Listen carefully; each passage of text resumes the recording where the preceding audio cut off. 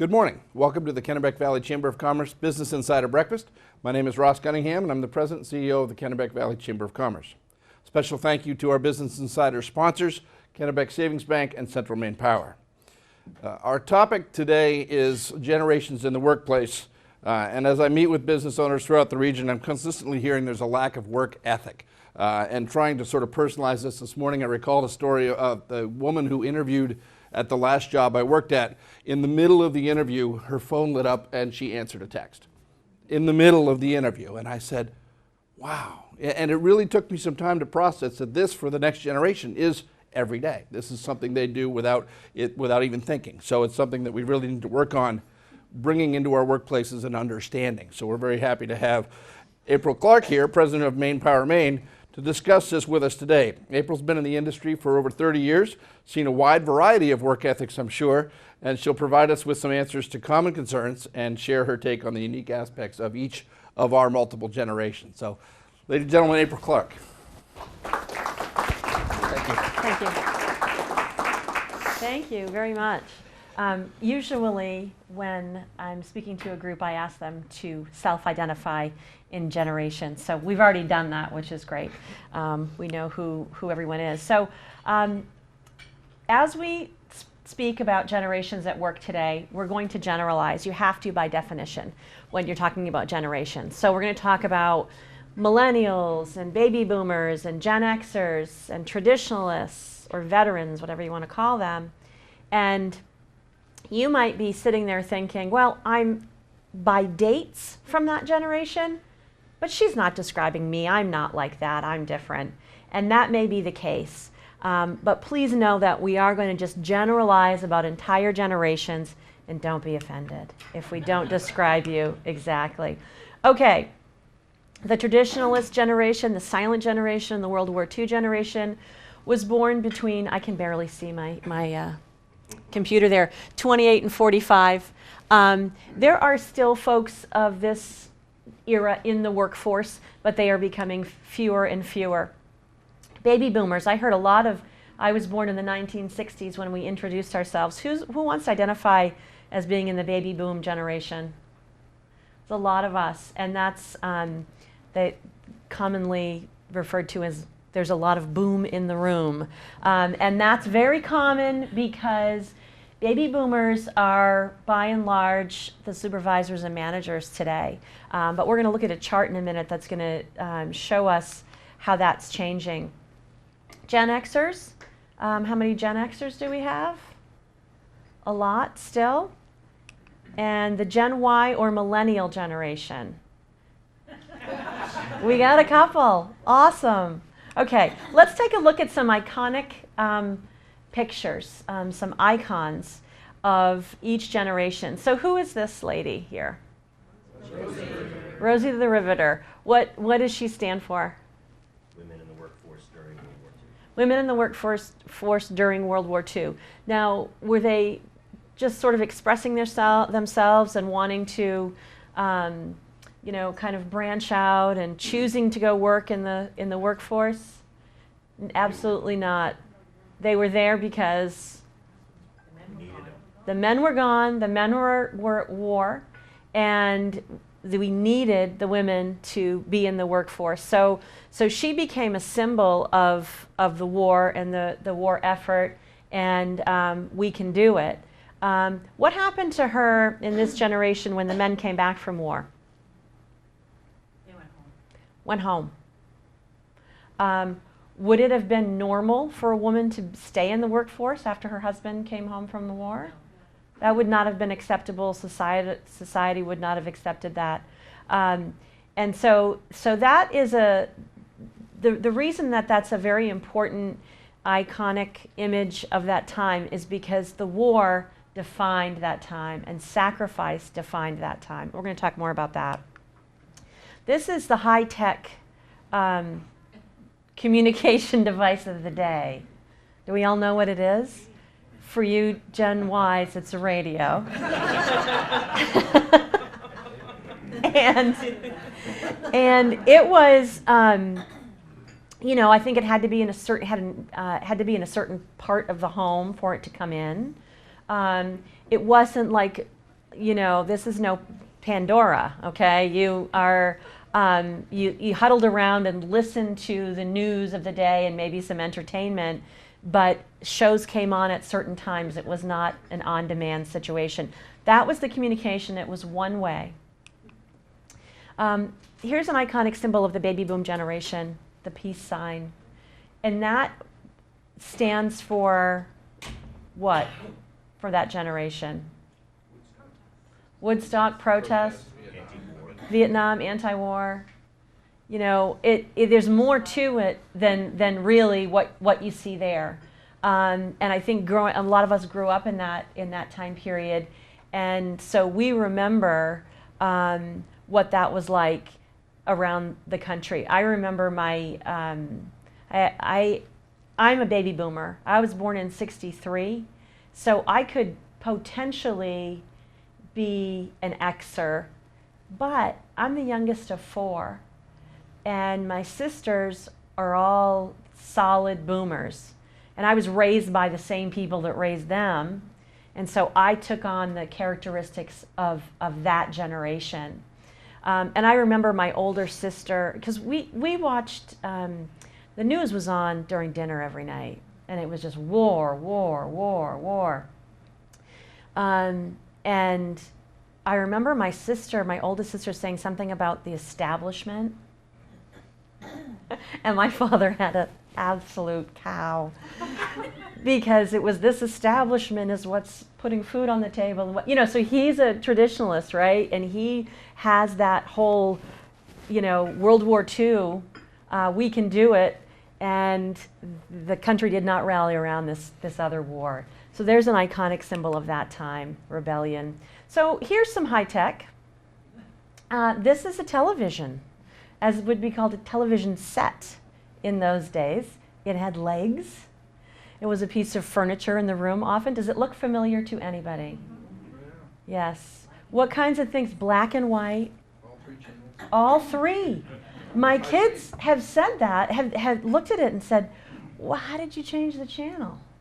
No, they're baffled, right? You turn it, and by the way, there were not 200 or 3 or 4 or 5 or 600 of them. There were 3, sometimes 4. If the weather was right, we sometimes got public television. You held the antenna a certain way. You had to hold the antenna a certain way, the rabbit ears. If it broke, what happened?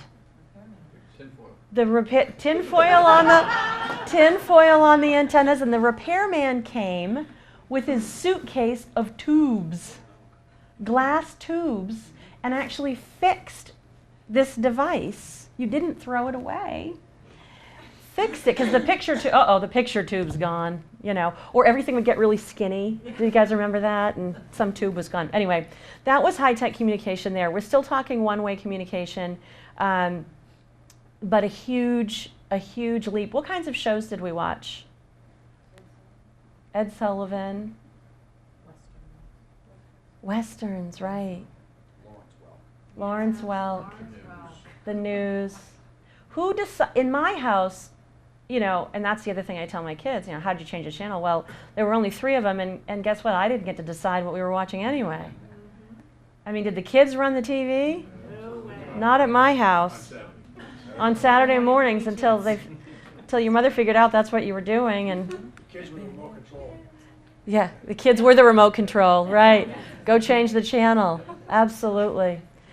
Gen X, you all are the MTV generation. This generation started to see more images. This is when things started changing in terms of television. And not just television, but society and culture. We'll talk more about that. Boy, those videos seemed so cool. Has anybody seen a Dire Straits video lately? Not nearly as cool as it once appeared. And tech-wise, we got the PC. You know, we got that dual floppy computer, which, or we got the word processor first. Do you remember the display writer? Mm-hmm. We had one at Manpower. Wayne. The Wang OIS, we had one of those also. They cost, I think the display writer cost $12,000. It was as big as, you know, this podium. and we used it for 3 years, and then it went to the dump. You know, amazing changes in technology that happened so very quickly, huge investments. So millennials, baby on board, what does this mean? Precious cargo, helicopter parents. Helicopter parents, it makes you think of helicopter parents, because this generation is the first one where, yeah, parents said, my baby is in this vehicle. Do you realize? My baby is here. Get out of my way. Everybody make room. My precious cargo is on board. And that is iconic for this generation, because there's never been a generation that has been so doted on. I'm not saying it's a bad thing, Gen-wise, but it's true. Okay, and then we're starting to talk about cell phones and the two-way communication that is just a part of daily life, has been a part of daily life for millennials for most of their lives. Okay, here's the chart that I referred to, and I don't know how well you can see it, but when I started doing this presentation about 10 years ago, the baby boomers were, I think I have a, oh, that's not what I want. I think I do. Over in here, look at the baby boomers. We were large and in charge, and we ran the show, and it was our way of doing things. But look what's happened to the boomers, you all. We are retiring, and the Gen Xers, and more importantly, the Gen Ys, are in the workforce in just as strong numbers as we are. They might not be in charge yet, but they will be, and we'll potentially be working for them. So there have been huge changes, and this crowd in this room is more of a typical crowd that I speak with, and that's what I'm most comfortable with, other baby boomers. But not, I presented to a emerging leaders conference for bankers in the state, and they were mostly Gen X's and Gen Y's, and it's becoming a different presentation for me, and it's very interesting. So those are some changes in the demographic of the workforce, and that's going to continue to change. So let's talk real quickly about why each generation is the way it is. This, the World War II or traditionalist silent generation really was brought up on sacrifice. People went to war. We didn't know who was going to win this war. You know, we've had a war recently. When I started doing this, I remember saying, we're at war right now, but it's not really affecting it. We're not saving tinfoil. And by the way, who in here washes out plastic bags? Oh, yeah, I do. What about butter containers, margarine containers? Yep. Do we wash those things out? Why do we think as baby boomers we do that? Our mothers did. Because our mothers did, and because they were World War II people who had to be they were rationed on what they could buy. Can you imagine someone telling you what you could buy when you go to the grocery store? You know, it's almost unfathomable right now. This is the Ozzie and Harriet generation. This is a generation where Dad worked for the most part, Mom was at home. If you ask this generation who Ozzie's wife was, they will say Harriet. If you ask a Gen Xer or Gen Y, Sharon. That's right, Sharon is Ozzie's wife. Very different Ozzie, very different situation. But it's all about perspective. So this is a very hardworking generation. They learn to do without. They're very frugal, and we can see why. As boomers, we were taught a lot of that, and we were taught to be grateful, and that's why when we rebelled as baby boomers, our parents had a really hard time with it, because they had seen real hardship, and we were living a pretty, in general, much better childhood than they were, and we were still protesting. But home and family life started to change for boomers. More women entered the workforce, but nothing like what's to come. Baby boomers are hard workers, partly because there were a lot of us. First of all, why is it called the baby boom? Post-World War II, the men came home from war and everybody was really happy to see each other. And there were lots of babies born in those post-war years, and that's what a lot of us are products of. And so growing up, there was a lot of competition. I remember how big my classrooms were, like 35 kids in the first grade class, huge numbers of kids. And that means huge numbers of young adults, and we've had to work really hard to get where we wanted to be. We like power, we like status, we like our titles. I love my title. I love what I do. I love working hard. I'm all about work. My poor kids, right? They're fine. But we do like money. We like to save. And we definitely have a really strong concept of climbing the ladder and not getting off the ladder for any reason. I had 2 kids. I got off the ladder for 3 months for maternity leave. I got right back on.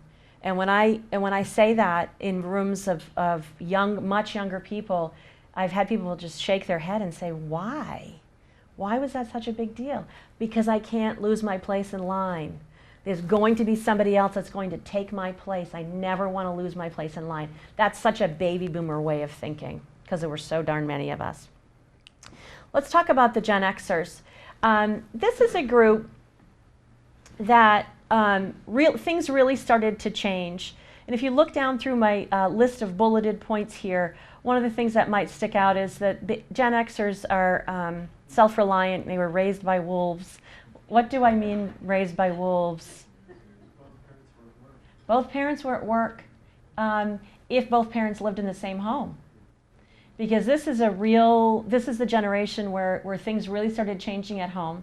And a lot of times, little Tommy comes home from school. If we think back a couple generations ago, or even the baby boom generation, what happens when the kid comes home from school in Ozzie and Harriet? Mom has a plate of cookies and milk, right? Mom has cookies and milk, and she's probably wearing pearls. That's only on TV, I think. But absolutely, and when Dad comes home from work, Celebration. yeah, everybody's happy to see Dad. Sometimes the kids are washed and cleaned up, so that when Dad gets home, everything is perfect. Dad's had a long day. We don't want to bother him with any of our domestic issues. And it was very sort of that's what's considered the traditional family. Did not look like that. Did anybody here, you want to self-identify as growing up in a home where you came home from school and no one was home? A lot of people. What did you do when you came home from school? You had to key on a piece of yarn around your neck. Key on a piece of yarn around your, that's where latchkey kids came from. Now I missed something funny in this table over here. What was it? Anything you want to do. Anything. You're the boss. Thank you. You came home. Cabinet, I mean, you name it. Anything you wanted to do. You came home and you were unsupervised. You might watch MTV. You might watch any TV. Did anybody have a list of things they had to do when they got home? A list. Some did, some didn't. If you had a list, or if there were a couple things to do, was there anybody standing over you watching you do it? No, you were on your own. You could do that. You would flip the TV on, you would relax, anything you wanted to do, but did you make sure that was done? Okay, so this is the whole thing about Gen X, guys. As baby boomers, we know the right way to do things, and we want it done our way, every step of the way. If you're a Gen Xer, you're used to being judged on outcomes. Your whole life you were judged on outcomes. And when you got home, no one was standing over you telling you what to do, A, B, C, D, E. So why do we think it's any different when a Gen Xer comes to the workforce and wants to tell me what I need to do, and I'll go and do it, and I'll come and show you the result. Now you've got me hovering over saying, no, this is how we do it. You do it this way first. What difference does it make? I'm going to get to the same result. Now that's something to think about in terms of the workplace and how much you can let go regarding process versus outcomes.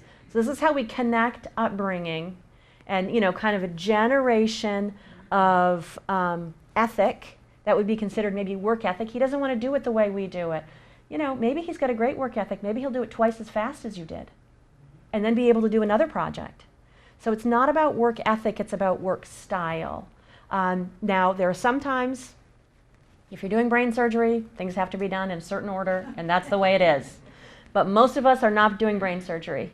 So in your organizations, there might be ways to kind of change outlook on how you look at an outcome versus a process. And that might make everybody get along a little better. Okay. This is also the first generation that, because boomers, we invented the performance appraisal. Apologize to your neighbor right now.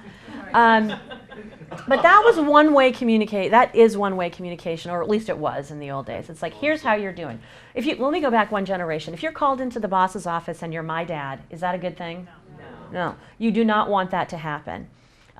Next generation has the performance appraisal, sort of come in, sit down, I'll tell you how you're doing. That's that. Starting with Gen Xers, it's okay, I'll listen to how I'm doing. Now let me tell you how you're doing. It's two-way feedback. It's mutual. And so that can sometimes be a surprise to a baby boomer. But could you learn from that? Absolutely. Absolutely. Okay. Let's go on to the Gen Ys, because this is a Time magazine, and it's not sort of a not fair Time magazine cover, but this generation is considered the me generation, doted on, very opinionated. I don't know. When I was a kid, we went out to dinner once a year, and we went to the Chickadee and Turner. Period. My kids, as young teenagers, are, well, do you guys want to go to dinner? Sure. Where do you want to go? How about TGI Fridays? How about Applebee's? How about, come on. I would have been thrilled. So whose fault is that? Theirs? It's mine. This is the generation that most baby boomers are complaining about. Who raised this generation? We did. The boomers did. My kids are actually not wise. They're something else. And we'll get to that in a minute. Gen Y workers tend to be very good multitaskers. They can do tech really well. Again, it's a generalization. They want to do meaningful work, though.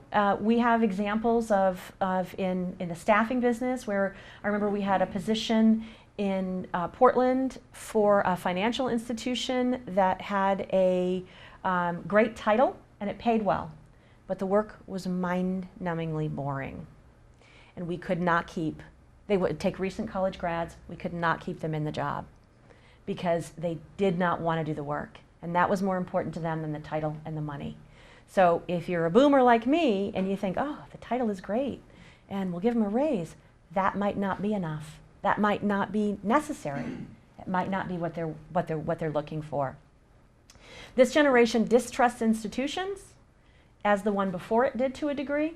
And why an institution would be, the government, the large companies, Catholic Church, school systems. Why might this generation distrust institutions? Scandal. Yeah, social media. They've seen things on social. They've seen a lot. They get a lot of information, and they don't need it. They've seen what their parents have gone through, and they just don't want to deal with it. So that means, again, for the working world, if you're a company that's relied on your name, your kind of big cachet in the community to hire people, maybe you want to think about the fact that the playing field is going to be more level with smaller companies and think about the work itself. If you're a smaller company, that's sort of a good thing. Okay, this is what I talk about when I say my kids are something else. The next one is Gen Z, and these are my kids are 17 and 20, and they are absolutely addicted to their phones for different reasons, for different things. My son is 17, and he is not a texter or a social media guy, but he's constantly on YouTube, and he's constantly he's watching TED Talks. He said to me once, and it all became very clear. I said, well, did you study that in school? Do you know that? How are you going to know? Blah, blah, blah. He said, Mom, if I want to know something, I just go look it up. He's so smart. He knows so much, and he just can find the information he needs when he needs it. And we got to be able to harness that in the world of work. These guys have no memory of life without smartphones. And he's sort of interested in the quaint concept of the encyclopedia. He'd like to see one, you know, like in a museum. But this is the next generation that's coming up. And then I'm going to just end with perspective. It's really all about perspective. These are a couple memes that just are funny. Look at those boomers. They complain about the new generation, but they're the ones who raised them.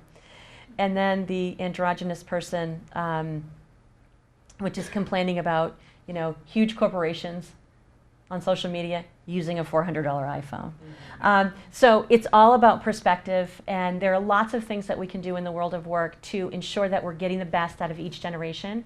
I have business cards if you're interested in talking more about this. I love to talk about generations. I love to talk about work. And feel free to give me a call anytime you'd like to discuss. Thank you so much. You just grab the mic for a moment. Thanks again to April, and everybody please have a wonderful holiday season. We'll see you back here on January 13th for the Women's Network Luncheon. Don't forget to buy your Kenny ticket. Thank you very much.